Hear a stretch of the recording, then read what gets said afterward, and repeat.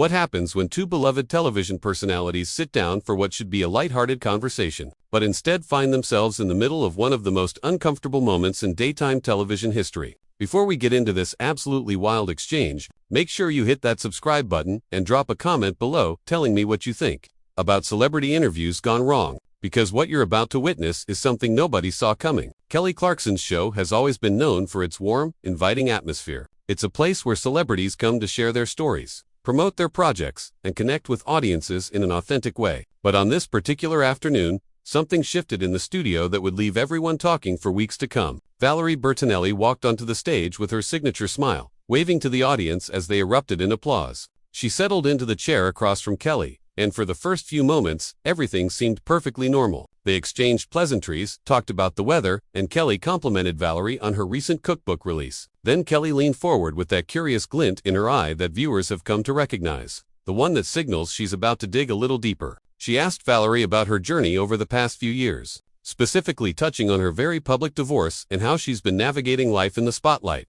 While going through such a personal transformation, Valerie's smile tightened just slightly, but she maintained her composure. She talked about finding herself again, about rediscovering who she was outside of a marriage, and about the importance of self-love. The audience nodded along, clearly moved by her vulnerability. Kelly responded with empathy, sharing that she too had been through a difficult divorce and understood the challenge of rebuilding your life while the world watches. But then Kelly asked a question that seemed innocent enough on the surface. She brought up some recent social media posts where Valerie had been particularly open about her struggles with body image and the pressure she felt throughout her career to maintain a certain appearance. Kelly mentioned how refreshing it was to see someone being so honest. But then she added something that made the temperature in the room drop several degrees. Kelly said that while she appreciated Valerie's honesty, she wondered if there was something contradictory about posting those vulnerable moments online, while also promoting diet products and wellness programs. She asked if Valerie ever worried about sending mixed messages, especially to younger women who might be struggling with similar issues. The audience went quiet. You could feel the shift in energy even through the screen. Valerie's expression changed instantly. Her jaw tensed, and she took a moment before responding, clearly choosing her words carefully. She said that her relationship with her body was her own journey, and that sharing her struggles didn't mean she had all the answers or that she was trying to tell anyone else how to live their life. Kelly nodded, but she wasn't done. She pressed further, mentioning that she'd read some comments from fans who felt confused by the contrast between Valerie's body-positive messages and her continued involvement with weight loss brands. Kelly asked if Valerie had considered how that might affect her credibility on these issues. That's when Valerie's entire demeanor shifted. She sat up straighter, and her voice took on an edge that hadn't been there before. She told Kelly that she found the question incredibly reductive, and that it ignored the complexity of what real people go through when dealing with body image. She said that women are constantly put in impossible positions, expected to be authentic but also criticized when that authenticity doesn't fit into neat, easily digestible narratives. Kelly tried to interject, saying that wasn't what she meant, but Valerie was just getting started. She continued, her voice growing more passionate, explaining that she'd spent decades being told what to do with her body, how to present herself, what to eat, how to exercise, and that finally being honest about that struggle didn't mean she had to fit into anyone's idea of what body positivity should look like. The audience was completely silent now, some people shifting uncomfortably in their seats. Kelly's producers could be seen in the background exchanging worried glances. Kelly herself looked caught off guard, clearly not expecting the conversation to take this turn. She attempted to steer things back to safer ground, suggesting they talk about Valerie's upcoming projects instead, but Valerie wasn't ready to move on. She looked directly at Kelly and said something that cut through the tension like a knife. She told Kelly that for someone who also claimed to champion women and authenticity, it was disappointing to see her use this platform to essentially shame another woman for not performing vulnerability in the exact way people expected. She said that this was exactly the kind of judgment that keeps women silent about their real experiences, because they know that no matter what they share, someone will find a way to use it against them. Kelly's face flushed. She opened her mouth to respond, then closed it again. The pause stretched on for what felt like an eternity, but was probably only a few seconds. When she finally spoke, her voice was defensive. She said she wasn't trying to shame anyone, that she was simply asking questions that she thought the audience might be wondering about, and that as a talk show host, it was her job to have difficult conversations. Valerie let out a short, humorless laugh. She said that there was a difference between having difficult conversations and putting someone on the spot with loaded questions that were clearly designed to make them look hypocritical. She pointed out that Kelly hadn't asked these kinds of questions, when she had other guests on who had similar contradictions in their public personas, and she wondered aloud why she was being held to a different standard. Kelly's eyes widened at that accusation. She leaned back in her chair, and you could see her trying to maintain her professional composure while clearly feeling attacked. She responded by saying that she asks all her guests tough questions, that it's part of creating meaningful dialogue, and that she wasn't singling Valerie out. But her voice wavered slightly, betraying the fact that Valerie's words had struck a nerve. Valerie shook her head slowly, a sad smile crossing her face. She said that meaningful dialogue required good faith on both sides, and that what she was experiencing felt more like an ambush than a conversation. She mentioned that she'd been excited to come on the show, that she'd always respected Kelly's work, but that this felt like a betrayal of the trust guests place in hosts when they agree to be vulnerable on television. The audience was divided now. Some people were nodding in agreement with Valerie, while others looked sympathetic toward Kelly. A few audience members glanced at each other with confused expressions, clearly unsure whose side to take in this increasingly uncomfortable situation. The cameras kept rolling, capturing every moment of the unraveling interview. Kelly took a deep breath and tried a different approach. She said that maybe they'd gotten off on the wrong foot, and that she genuinely hadn't meant to make Valerie feel ambushed. She suggested that perhaps the question had come across differently than she'd intended, and that she valued Valerie's perspective on these complicated issues. It was clearly an attempt to de-escalate, to find some middle ground where they could continue the conversation without further damage. But Valerie wasn't buying it. She said that the problem wasn't just how the question came across, but the entire premise behind it. She explained that women in the public eye are constantly expected to be perfect advocates for every cause they touch, to never have moments of doubt or contradiction, to somehow transcend the messy reality of being human. She said that this expectation was exhausting and ultimately harmful, because it meant that women could never truly be honest without risking being called hypocrites. Kelly interrupted, her frustration starting to show through more clearly now. She said that accountability wasn't the same as expecting perfection, and that when you have a platform and use it to influence people, especially on sensitive topics like body image, you have a responsibility to think about the impact of your words and actions. She argued that pointing out contradictions wasn't about tearing women down. It was about encouraging thoughtfulness and consistency. Valerie's expression hardened. She asked Kelly if she'd ever considered that maybe some contradictions weren't hypocrisies but rather evidence of someone actively working through complex issues in real time. She said that her relationship with her body had been complicated for decades, shaped by an industry that profited from her insecurities, and that she was still figuring out how to navigate that terrain. She asked why that process had to be perfect or fully resolved before she was allowed to speak about it publicly. The conversation was spiraling now, each woman digging into her position with increasing intensity. Kelly responded that she wasn't saying Valerie couldn't speak about her experiences, only that if she was going to do so while also profiting from weight loss partnerships, people had a right to question that choice. She said transparency mattered, and that audiences deserved to know when someone's advocacy might be influenced by financial interests. That statement hit like a bomb. Valerie's face went pale, then flushed with anger. She said that Kelly was now essentially accusing her of being dishonest or mercenary in her advocacy, which was a serious allegation to make on national television without any real evidence. She pointed out that Kelly herself had numerous corporate partnerships and sponsorships, and asked whether that meant everything Kelly said on her show should be viewed through the lens of potential financial motivation. Kelly's mouth opened in shock. She clearly hadn't expected Valerie to turn the tables so directly. She stammered that her partnerships were different, that they were disclosed and separate from her editorial content, and that she wasn't claiming to be an advocate for specific causes while simultaneously working with companies that contradicted those causes. But even as she said it, you could see the uncertainty in her eyes, the realization that the line she was drawing might not be as clear as she wanted it to be. Valerie seized on that hesitation. She said that everyone in their industry had to make compromises, that everyone had partnerships that might not align perfectly with every value they held, and that pretending otherwise was naive at best and disingenuous at worst. She said the real question was whether Kelly was genuinely concerned about these issues or whether she'd simply seen an opportunity to create a dramatic moment for her show by putting a guest in an uncomfortable position. The accusation hung in the air like smoke. Kelly's face went through a series of expressions: shock, hurt, anger, defensiveness. She said that she resented the implication that she would use someone's pain for ratings, that her show was built on authentic connections and real conversations, and that if Valerie couldn't handle being asked challenging questions, maybe she shouldn't have agreed to come on a talk show in the first place. That last comment was the breaking point. Valerie stood up from her chair abruptly, the movement so sudden that it startled everyone in the studio. She said that there was a difference between challenging questions and hostile interrogation, and that she'd participated in hundreds of interviews over her career, without ever feeling as disrespected as she did in this moment. Her voice was shaking now, with either anger or hurt or both. and you could see her fighting to maintain control. Kelly stood up as well, instinctively mirroring Valerie's movement. She tried to say something, her hand reaching out slightly as if to bridge the physical distance that had suddenly opened between them. But Valerie stepped back. She told Kelly that she'd come onto the show in good faith, ready to have an honest conversation, but that what she'd experienced instead was a setup designed to make her look bad. She said she wouldn't sit there and continue to be treated like a subject of interrogation rather than a guest. The studio was in complete chaos now. Producers were rushing forward, audience members were gasping and whispering to each other, and the camera operators were scrambling to capture every angle of the confrontation. Kelly's voice rose as she insisted that Valerie was overreacting, that they'd just been having a discussion, and that walking out was an extreme response to a simple disagreement.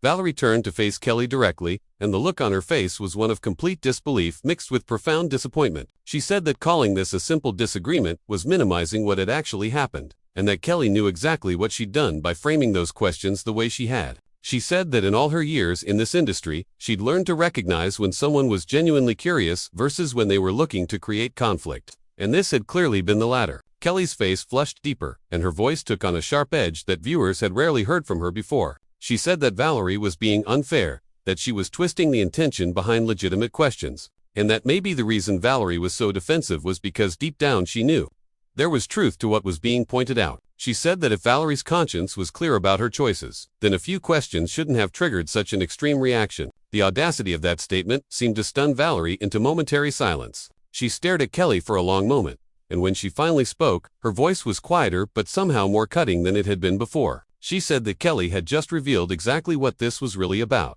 that it wasn't about accountability or meaningful dialogue, it was about judgment. She said that Kelly had already decided Valerie was in the wrong and had used her platform to prosecute that case rather than to understand. Kelly crossed her arms defensively and said that Valerie was putting words in her mouth, that she hadn't judged anyone. She'd simply asked questions that she felt were fair game given Valerie's public statements and partnerships. She said that if those questions made Valerie uncomfortable, that was worth examining rather than deflecting. She added that running away from difficult conversations was exactly the problem with celebrity culture, that everyone wanted to control their narrative without ever having to face genuine scrutiny. Valerie laughed, but there was no humor in it. She said that Kelly was confusing scrutiny with judgment, and that there was a massive difference between holding someone accountable and cornering them with loaded questions designed to make them look like hypocrites. She pointed out that Kelly had framed everything in the most negative possible light, assuming the worst about Valerie's motivations rather than approaching the topic with any generosity or nuance. The audience was completely riveted now.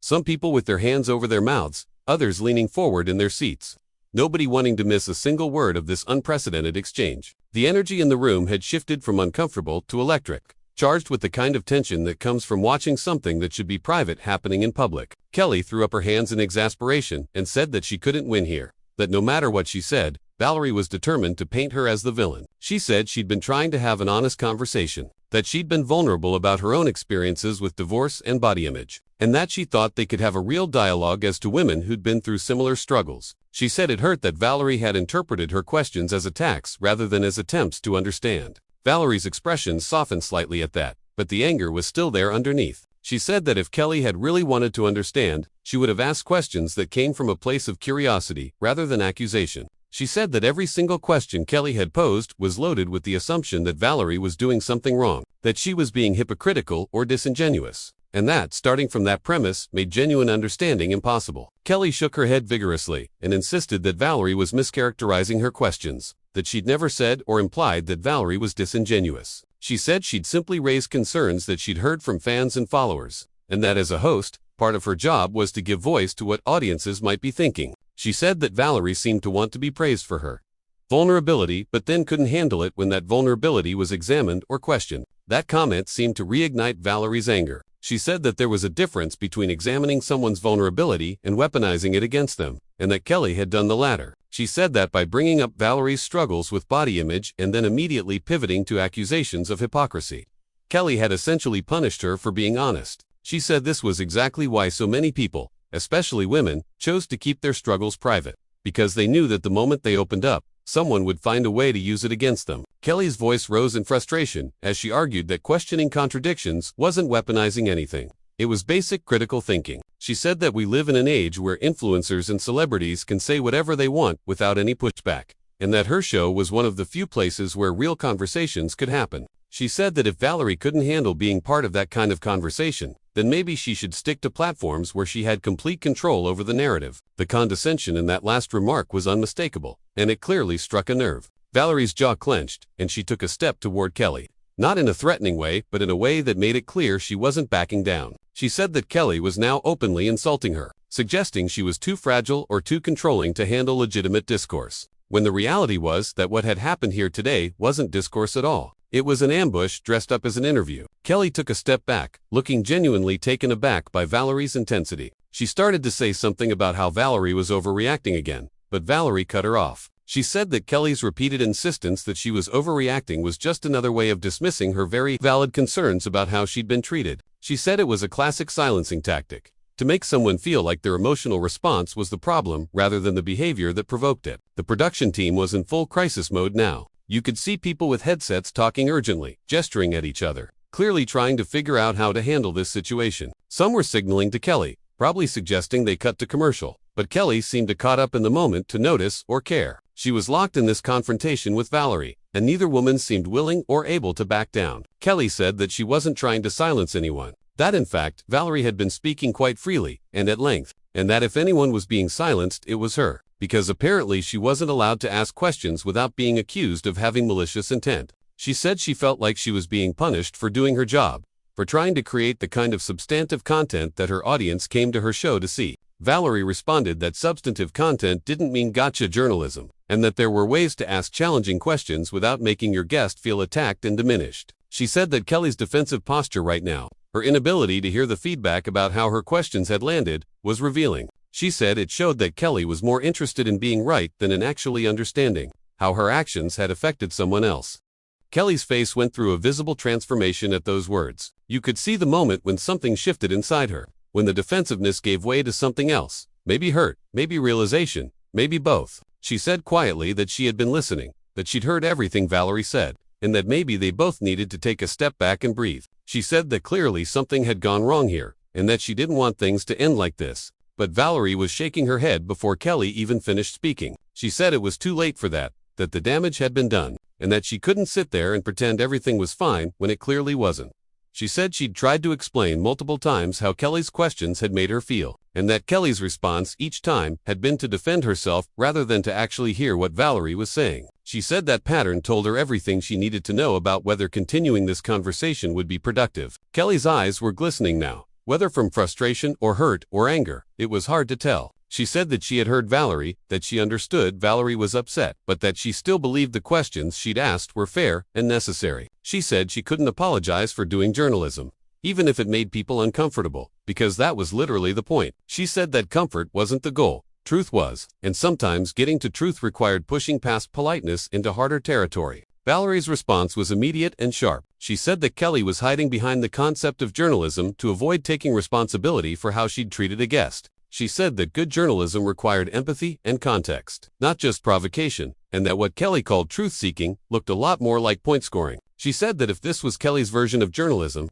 then it was the kind that valued sensationalism over substance, and she wanted no part of it. The audience gasped audibly at that. It was one thing to have a disagreement, but Valerie had just questioned the integrity of Kelly's entire professional approach. Kelly's face went pale, and then red, and her voice when she spoke was trembling with barely controlled emotion. She said that Valerie had crossed a line, that she could criticize the questions all she wanted, but attacking Kelly's journalistic ethics was unfair and uncalled for. She said her show had won awards, that guests regularly praised the depth and thoughtfulness of her interviews, and that one bad interaction didn't invalidate all of that. Valerie said she wasn't trying to invalidate anything, she was speaking to her own experience, and in her experience this interview had been anything but thoughtful. She said that Kelly could have all the awards in the world, but if she couldn't accept criticism from someone who'd actually been on the receiving end of her questions, then those awards didn't mean much. She said that the mark of a good interviewer wasn't just how they handled guests who agreed with them or played along, but how they responded when someone pushed back. Kelly looked like she'd been slapped. She said that Valerie had been pushing back for the last 15 minutes,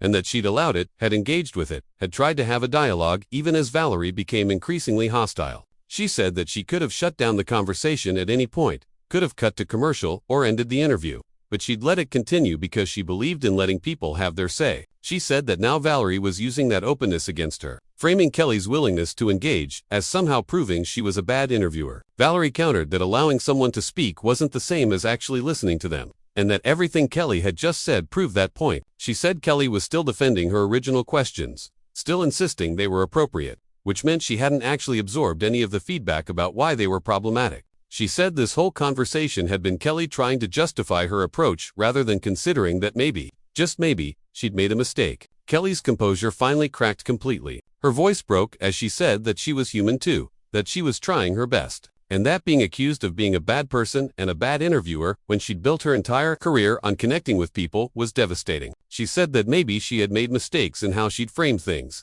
but that Valerie's unwillingness to give her even an ounce of grace or benefit of the doubt made it impossible to find any resolution. She said she felt like she was being crucified for trying to have a real conversation instead of just lobbing softball questions. For the first time, Valerie's expression showed something other than anger. There was a flash of what might have been sympathy, or maybe just exhaustion. She said softly that she wasn't trying to crucify anyone, that she was just trying to protect herself from feeling worse than she already did. She said that Kelly might not have intended to hurt her, but impact mattered more than intention, and the impact of this interview had been deeply painful. She said she needed to leave before she said something she'd really regret, before this situation became even more irreparable than it already was. Kelly reached out again, her hand hovering in the space between them, and said they could still fix this, that they could take a break and come back and try again with a different approach. She said she didn't want Valerie to leave like this, with everything unresolved and ugly. She said that they were both smart, articulate women who cared about important issues, and that they should be able to find common ground if they just kept trying. But Valerie was already moving toward the edge of the stage. She said that some things couldn't be fixed in the moment, that sometimes you had to walk away and process before you could even begin to think about resolution. She said she appreciated that Kelly didn't want things to end badly, but that staying would only make things worse. She said she needed space, needed to not be on camera, needed to not feel like every word she said was being analyzed and judged. Kelly called after her, saying her name, asking her to please wait, but Valerie kept walking. The audience didn't know whether to applaud or sit in stunned silence, so they did a bit of both, creating a strange scattered sound that filled the studio. Camera operators followed Valerie's path as she made her way off the stage, her posture rigid, her face a careful mask that couldn't quite hide the emotion underneath. Kelly stood there alone on the stage, looking lost and uncertain, her professional polish completely shattered. She turned to the audience with a helpless expression and said she didn't know what to say, that this wasn't how things were supposed to go, that she'd never had a guest walk out before. Her voice was small, vulnerable in a way that was completely different from her usual warm confidence. She said she hoped people understood that she'd been trying to have a meaningful conversation, not to hurt anyone. One of the producers finally appeared at the side of the stage, gesturing urgently, and Kelly seemed to snap back into professional mode. She took a breath, straightened her shoulders, and looked into the camera. She said they needed to take a break, that when they came back she'd try to make sense of what had just happened. But you could see in her eyes that she had no idea how to do that, how to explain, or contextualize, or move forward from a moment that had spiraled so far out of control. The camera lingered on Kelly's face for a moment longer before cutting away, capturing the complexity of emotions playing across her features. Confusion, regret, defensiveness, hurt, all tangled together in an expression that would be analyzed and debated for days to come. And somewhere, offstage, Valerie was presumably dealing with her own storm of feelings, her own reckoning with what had just transpired in front of millions of viewers. This is exactly why moments like these captivate us, because they strip away the usual polish of celebrity interactions and show us something raw and real, even if that reality is uncomfortable to witness. Two women, both talented and accomplished, both beloved by their fans, finding themselves on opposite sides of a conflict that neither of them seemed to fully understand or know how to resolve. It was messy and painful, and utterly human. So what do you think about what just went down? Was Kelly out of line with her questioning, or was Valerie too sensitive to legitimate critique? Make sure to subscribe if you haven't already, and drop a comment below answering this. Whose side are you on in this clash, and why?